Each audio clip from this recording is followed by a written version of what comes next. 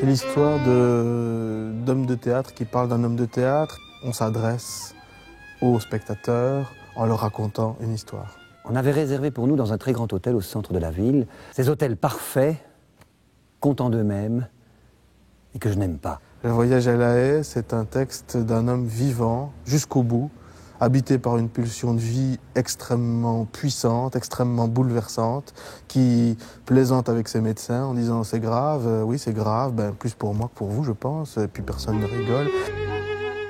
Et lorsque j'ai été bien attaché à la table, sous la lampe, un drap plastique se relevant au-dessus de ma poitrine,